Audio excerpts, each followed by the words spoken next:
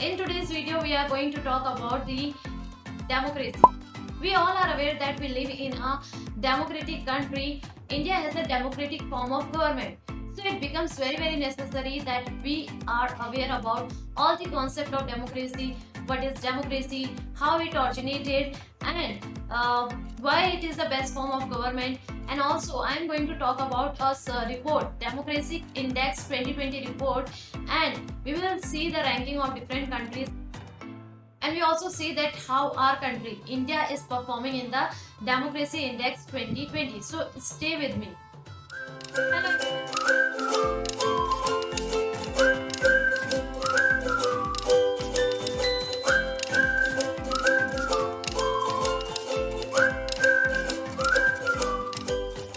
Hello everyone, myself Shivangi. I am a student and your friend, and we are going to talk about the democracy, and I want a participation of all so that we have a very comprehensive discussion. If you have information and knowledge about this topic, please share with all, and please share in the comment box so that we also get a fair idea. So let us start. First one is that what is democracy? If we talk about in a very basic definition, so democracy is that form of government in which the representative of country is elected by the peoples of the country. It means that when the people of the country voted or voted in the elections, then the representative win the election and they will run the government smoothly. So when the people of the country select their government, it is got a very good governance in the country and the country runs smoothly. Now let us see that how the democracy is originated. It is also very important to know. So democracy has its origin, or we can say roots, in 5th century BCE from the Greek city-state called Athens. So Athens is the origin point of the democracy. So word democracy is derived from the Greek word called demokratia. So demo means people, kratia means rule. So rule of the people is democracy. Now one question arises that Athens has a full democracy at that time. No, it has not a full democracy, because it does not give the right to vote to every persons of their country. In a persons means the women's and the other community do not have the right to vote. Only males of the community have a right to vote, and which comprises only 10 to 15% of population. So we can say that in the election process at that time, only 10 to 15% of the populations participate and choose their representative. Now there is another concept. If we want to understand the democracy, it is believed that democracy arises naturally in an ancient time. How? Because we all know that all the peoples in ancient time lives in the form of community, tribe or a group, and they usually do a hunting and gathering, and that's why they used to move from one place to another for the hunting and gathering. So what happens that they choose their head, and that head is chosen democratically, because every person of community has a right to say in the election process, and they have a equal consent when they choose their head. So when the head take any decision, so he take all the opinions of every person of their community. So we can say that the democracy is a very natural form of the government at that time.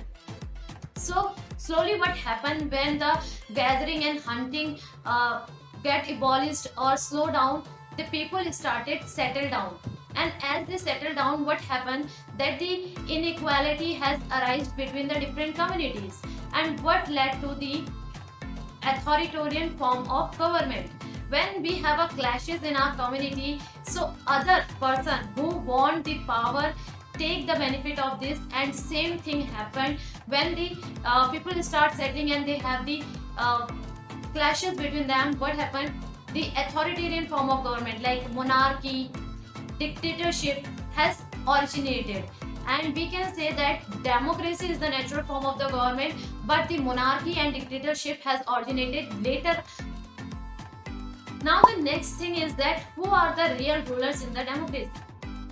Of course, when we choose our representative, people of the country participate in the election process, so we can say that the real rulers are the people. We take example of India, so Prime Minister is the head of the government and who take all the important decisions for the country, and in some country president is the head of the government, and the good example is the USA is the presidential form of government where president is the head of the country. So these heads are selected by the peoples because they participate in the election and they choose that representative who they find suitable for the country and who can take a good decision for the welfare of the country. Now one more thing is that it is said that democracy is the best form of government. But how we came to know that it is the best form of government? When we do the comparison. When we see the countries who have the monarchy form of government or a dictatorship of form of government, we have seen a lot of clashes in the country or conflicts, and also the situation of the people of the country is not so good. And when we compare these countries with the democratic form of government, we find that democracy are able to perform well in comparison to monarchy. So we can say that democracy is the best form of government, but we need accurate reasons for it. So first one is that the government is chosen by the people of the country. Second is that a government who is in the power work for the peoples. They make all the policy according to the welfare of the country.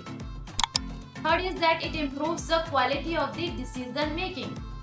Fourth is that it protects the fundamental rights of the peoples, which is given by the constitution of our country. That's why democracy is the best form of government in comparison to the other forms. I hope that you have got a fair idea about all the concept of the democracy. Now let's talk about the Democracy Index Report 2020. So let me give you a brief idea that what is the Democratic Index 2020.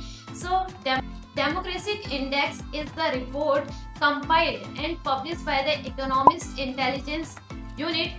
Economics Intelligence Unit is the UK-based private company who publish the weekly newspaper. In a democratic index, they measure the democracy of 167 countries, and they measure in the 60 indicators which are comprised in the 5 categories. So these 5 categories are: first, electoral process; second, pluralism; third, functioning of the government; fourth, political participation; fifth, political culture and civil liberties. So these are the 5 categories, and now I will tell how they give the score. So they score the country between the 1 to 10. So how they categorize the country, that who is a democratic country and who is not. So they judge by the scores they have given. So you can see in the table. So if the country gets score between the 8.01 to 10, then the country has a full democracy. If country got the score between 6.01 to 8, then the country has a flawed democracy. If the country got a 4.01 to 6, then it has a hybrid regime. If the country got a score between 0 to 4, then the country has an authoritarian regime. So let me tell you about which 3 countries had topped this report. First is the Norway, 9.87. Second is the Iceland, 9.58. Third is the Sweden, 9.39. So these are the 3 countries who has a full democracy and performed well in the report. Now it's turn of India. India got 53 rank with 6.61 score, and India comes under the flawed democracy. It means that India's ranking is not so good and it comes under the flawed democracy. That's all in this video. I hope you got the clear idea about the democracy and also the data of the report, which is giving a fair idea about that which country has a full democracy and which has a flawed democracy. So that's all in this video. If you like, please share to your friend also. Stay safe, stay healthy and enjoy your studies. Bye.